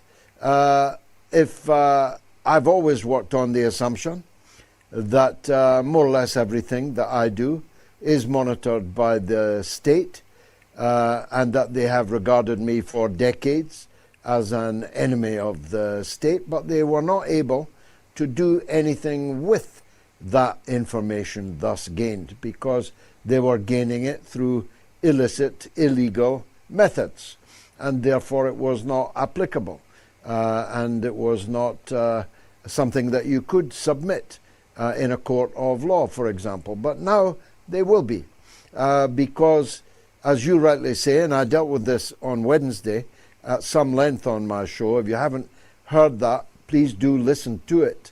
That the main point of the bill is not to get children to identify themselves as being over the age of 16, but to get the rest of us who have to prove that we're not under 16 to give all the information that Keir Starmer desires from us, so that they can store in one place and use, if necessary, the information that we posted this, that we said this, that we viewed this, that we read that we went to this place on the internet, and we will have given them willingly, or if not willingly, we will have given them legally access to our identity. And if you're prepared to go quietly into that good night, I am not. I am not prepared to allow the state to legally know, as opposed to illicitly know, legally know what I'm doing on the internet. And I'll take every step necessary to stop them or obstruct them, at least, to doing that. Not that I'm doing anything on the internet of which I'm ashamed. I don't do things of which I'm ashamed. I do things of which I'm embarrassed, like taking a shit. That would be embarrassing if it was on the front of the Daily Mail, but I could hardly be ashamed of it. I put it this way. If you caught me having sex with my wife, I'd be embarrassed. If you caught me having sex with your wife, I'd be ashamed. There's a qualitative difference between these two things. But whether you are or you're not doing things of which you'd be ashamed, why would you want to give Keir Starmer, Andy Burnham, entry into your head, into your life? What good could come of that? What good reason could they, them, as we know them, possibly have? What good intention could they possibly have? And the truth is, we all know they have none. Now you can download the Moats podcast right now by scanning the QR code on your screen. You can also listen to the weekly podcast at moats.tv. And once you've listened, please don't forget to leave a review and rate the podcast too. This week, the podcast, you know this is my favorite bit of the show. This week, the podcast is in the top 10 for politics in Romania, Bhutan, and Uruguay, and in the top 30 for politics in Liberia, Serbia, Egypt, and the United Arab Emirates. How proud I am of that. Dennis is in New York and wants to talk about Viktor Frankl. I'm all ears, Dennis. What have you got to say? Well, thank you again, George, for having me on and for all the good work that you do. I have to say that, I watch a lot of your shows, as many as I can, as often. And your guest today, Laith Marouf, Max Blumenthal, and the other gentleman whose name I can't pronounce, who was in Tehran, Hussain, yeah. all represent, the character and the quality. You'd have to look far and wide, long and hard to find someone with as much strength of character and as well-informed and as unimpeachable in their ethics and their values as Laith Marouf and Max Blumenthal. And they just do such a great service. And it's so the reason for my call, it was in your conversation with Laith about your relationship with the great Yasser Arafat and the plight of the Palestinians, that something I got clear on something that we spoke about the last time I called, and that is Viktor Frankl's book, Man's Search for Meaning. My father was a working man. He was a carpenter. And in an interview in a local newspaper 50 or 60 years ago, the reporter asked my father what motivated him to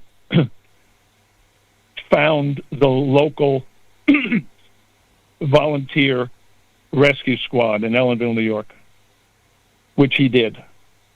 And my father's response, simple response and unequivocal response to that question was, we need to justify our existence.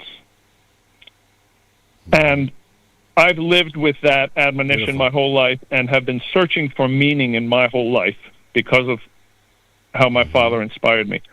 And this is what I've come to now. Your relationship or your conversation with Laith Marouf and the plight of the Palestinians, Laith articulated, and you, that the Palestinians are bereft of a leader. They are bereft of a singular voice that can articulate their plight, the meaning in their lives, and their vision. And I then got clear on something. I decided a while ago I don't pay a whole lot of attention to Donald Trump or to Netanyahu or to Zelensky or to Keir Starmer or to any of them. I've come to the, I think, undeniable and unmistakable conclusion that Western civilization has lost its way. We have lost any sense of collective meaning in our lives. All the turmoil, all the violence is a clear indication to me of that. And what I fairly now am expecting, because it has happened so many times in human history, I am expecting that a powerful voice that can articulate our plight and our vision will emerge. It is that time again in human history. And I believe we are on the cusp Amen. of a new revolution, of a new awakening. I truly believe that. Thank you Amen, for letting and me beautifully express expressed and very emotional contribution, Dennis. Extremely powerful. Everyone who heard it, I'm sure, will agree. I think it is, frankly, for our audience at least, a commonplace that we have lost our way, but not all of us. Not you, not me, not Laith, not Max, not Hoz, not the millions of people who will watch this show. We have not lost track of our purpose in this life. And however you put it, your father put it very beautifully, justifying your existence. It's a very good way of putting it. I put it this way, that my conscience tells me what to do, and I consider my conscience to be my daily communion with God. That's why I've got a conscience, and a tiger doesn't have a conscience. A gorilla doesn't have a conscience, but I've got one, and that's the mark of the divine. It's my contention that every human being knows when they're doing right and knows when they're doing wrong. And that's because your conscience, given to you by the Almighty, tells you. And so these people who go around the world, these merchants of war, either profiting from it or dealing it out, I believe that they will come a cropper on the judgment day, and the rest of us will have a better chance than them. Those of us who strove for peace, those of us who strove for justice and equality, we will have a better chance of making the final cut than them. It's funny you mentioned the rescue service, because my best argument against those who like to say it is human nature to be a rat, it is human nature to care only about yourself, it is human nature to cheat and lie and do anything that you can at anybody else's expense to profit yourself. That's the argument for the capitalist system that I've been listening to all of my life. I always use the rescue worker. I always use the firefighter. When a firefighter comes to your house, he could negotiate with you, you know, an individual price, and you would pay anything at all to rescue your little girl up there in the burning building. He could charge you anything, but he doesn't. He doesn't pause to haggle over his wages when he turns up to a fire. He plunges into the fire, even at the risk of his own life, certainly his own health. For me, that's socialism. Let me go to Jack in London on terrorism. Go ahead, Jack. Hi, George. I came across something last week that I really wanted to bring to your attention, which was that apparently Tommy Robinson last year at some point managed to get, he was stopped and he had his devices seized at the court and the Terrorism Act, as you also did. And he had his legal defense, I think, bankrolled by Elon Musk. And they came up with a very, very creative way of getting it ruled unlawful. And they basically said that the powers are given to the state to stop you for any reason or no reason. But they can't exercise it in a way that's discriminatory based on your political activities because of the Equality Act and the Public Sector Equality Duty and because of Article 14 of the Human Rights Act. And I thought it was a very, very creative argument that I wanted to be brought to your attention. And I thought various other people like Craig Murray would also be able to... Yeah, I'm well aware of it, Jack, and so is my lawyer, to whom I've written this week in relation to my return to fight the election in Manchester. And we need to kick on that very point. It did help that Robinson had Elon Musk bankrolling him, and by definition I do not. I'm suing Elon Musk, not the other way around. It did help that he had a judge, the same judge that upheld the recent case, or rather helped in twist the law in the recent case involving the organization I cannot name, but which has been proscribed as a terrorist organization in Britain, even though none of them have ever either performed, carried out, or even dreamt of committing any act of terrorism. Their position is they're trying to stop terrorism.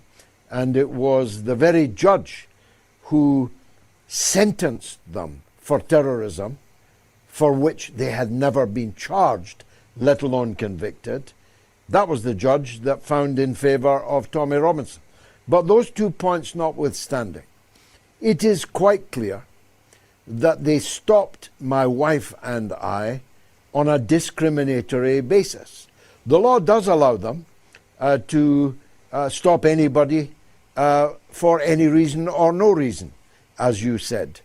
But it doesn't allow them to deliberately stop someone because of their known and perfectly legal protected characteristics.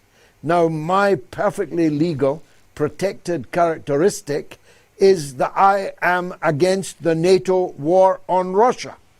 I am against the NATO war on China. I am against the Israeli war on Palestine. These are protected characteristics. These are my democratic rights under the European Convention and under British domestic law. And if you stop someone because they have those views, you have discriminated against them unlawfully. That's our position, and that's the position we shall advance in the legal proceedings underway. I've got a legend on the line, Jack, so I have to love you and leave you. It's the one and only Erobos in New York on Iran. Erobos, welcome back. Fidelitas felicitations, Clan Galloway, to the mighty future mayor. I would say prime minister, but the future mayor of greater as opposed to lesser Manchester, to the people of Moats, the mighty Jaya, first of her name. She's felled by illness. I wish her well. And so her sister, Lila the Lovely, is now beating the sword and the shield and representing, with full gear and full harness, as they would say, the armor of God, so to use that phrase, more power to her. And of course, the donors that make it possible for me and people like myself to be able to call into Moats. Very important. Big shout out to them. A special shout out not just to the guests, but to Uncle Haas being on the ground there in Iran, reporting from the ground. Very, very touching indeed, as was the call of Dennis. I found out recently that Viktor Frankl was the man that proposed, that he spoke about in one of his books, the dual state, which was the normative state and the performative state of Nazi Germany. The normative state carried on all the functions, all the judiciary, executive things, administrative things. But the performative state was the guys that would come and kick your door down and drag you out in the street and shoot you in the head. So both of those, the dual state thesis that he presented is quite brilliant. Never read any of his stuff, but it's serendipitous that I recently found out about that, as Dennis was saying. Now, as time is always against us, as Morpheus told Neo in my favorite film, The Matrix, I wanted to give my perspective of how Iran can win the war. Fundamentally, the axis of resistance is hampered, from my perspective, based on their religious ideology. If they were going eye for eye, tooth for tooth, one life for 3 lives, one life for 5 lives, like these Levite Zionist characters do, there would be no Nakba. There would be none of this foolishness about people living in tents. So there would be none of that, because their own children would be under the pain of destruction. Their own institutions would be gone. And Iran also has an eschatology as well as the axis of resistance, which means they don't mind dying for what they believe in. And it wouldn't be this, but the fact that they're hampered, in my view, by their own religious morality, they're fighting on one hand behind their backs. And so be it as it may. Now, what I would do if I was the supreme leader is I would get a secular militia that's not bound or beholden by the Al-Kitab, Al-Quran, or any such moral, mercy for the enemies and their children. Because when just as an example, when you attack a military, right, all they do is repurpose the military and refill them with their population. And the civilian populations, they're all reservists, almost 100% of them, about 90-something% of them. My numbers might be wrong about that. But the point is, you see these so-called settlers strapped with multiple machine guns, harassing and killing Palestinians, driving them out of their home. These are not civilians. And even if they were, they support a Nazi ethno-supremacist ideology. So away with them, as far as I'm concerned. So that's what I would do. That's all that's missing. It would remove the onus. I mean, the burden mentally would still be there on the supreme leader, were he to go in that direction. But that's what needs to happen, because the same way Germany was broken up, and you stood for a long time in Parliament trying to prevent and speaking against the reunification of Germany. Even Margaret Thatcher the milk snatcher, Thatcher the crumb snatcher, she even agreed with you behind closed doors, with her expensive purse and the clackety heels. This is what needs to happen. So I just wanted to share that perspective, and I appreciate Clan Galloway, the future Prime Minister and future Mayor. God I'm bless still here, you, Mr. G. Robos. Such a powerful rejoinder for which no time exists for me to do justice. It is undoubtedly the case that those who have morals, those who acknowledge the existence of their conscience, have, as you say, one hand behind their back compared to those who have no morals, compared to those who deny the existence of their conscience. You could say that's what's happening in the conflict between NATO and Russia. And indeed, I think you have said that on previous occasions. And it's undoubtedly true.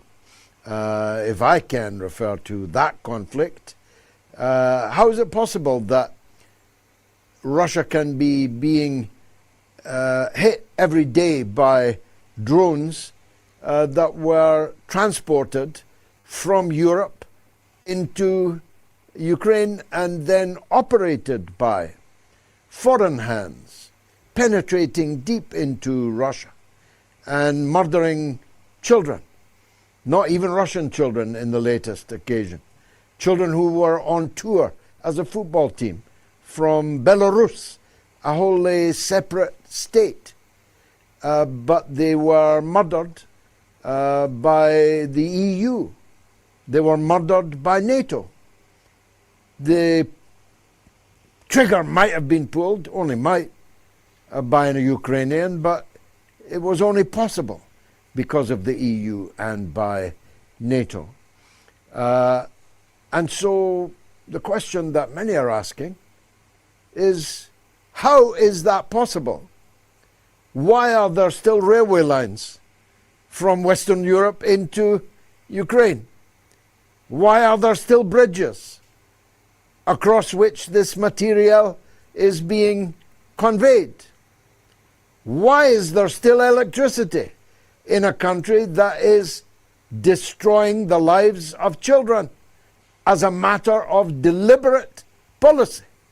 The Starbelensk dormitory, the school bus, second school bus in a couple of weeks, that was deliberately targeted. The poorest people in the country are traveling by bus. How is it possible that they are still able to do that? The answer is because Putin has a conscience, because Putin has morals. He is not prepared to fight the kind of war that the Americans would fight, have just fought in Iran, that the Israelis fight, are now fighting in Lebanon and in Gaza.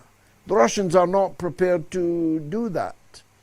And the result is this phenomenon of one hand behind one's back.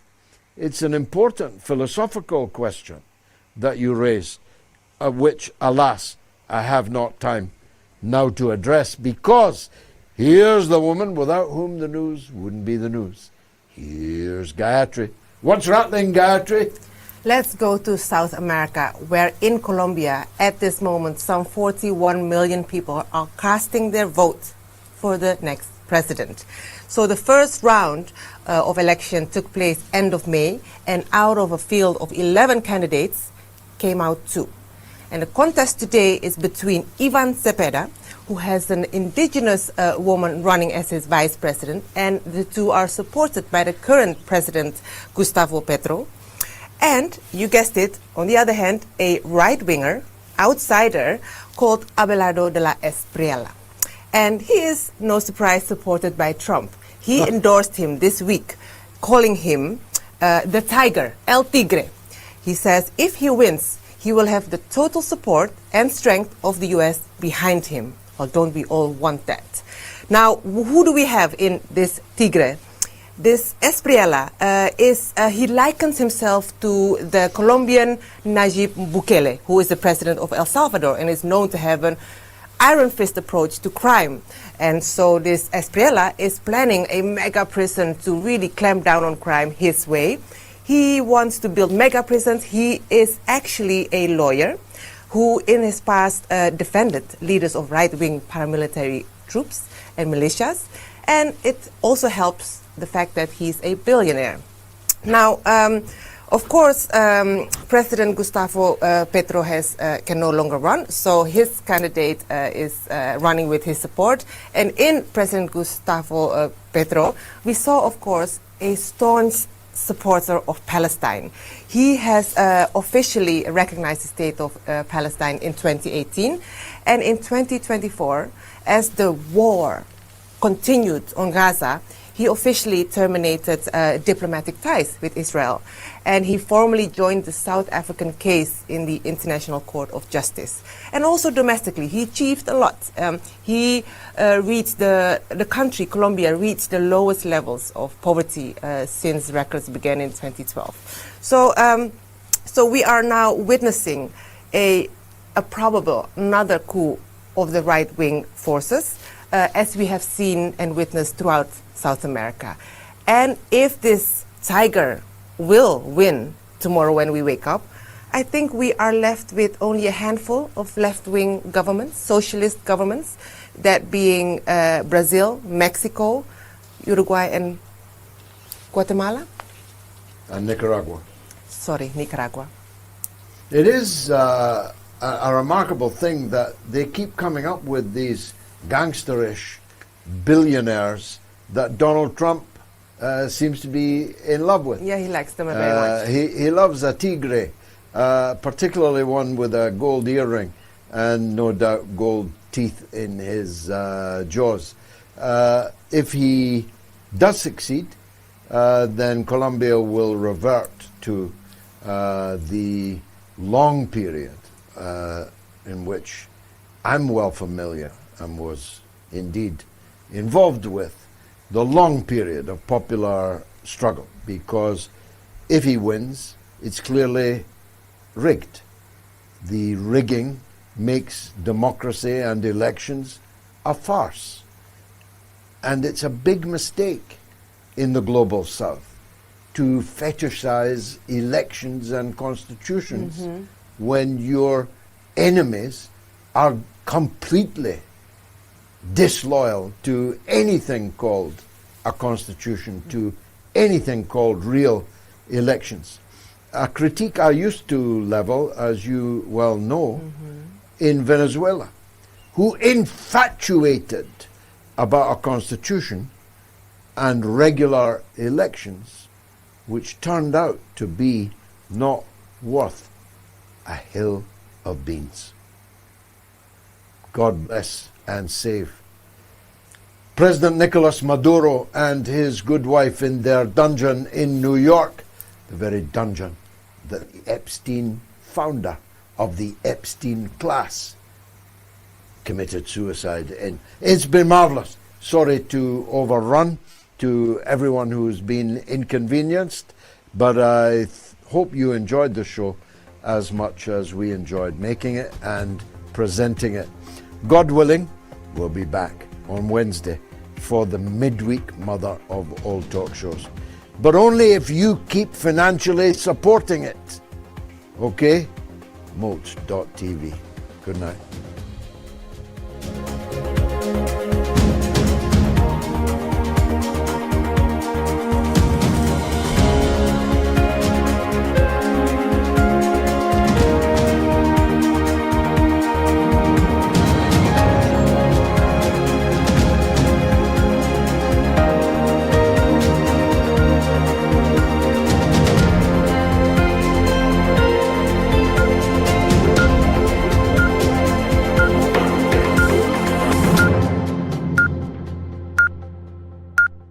It's the mother of all talk shows. It's the mother of all talk shows. It's the mother of all talk shows. Go get 'em, George.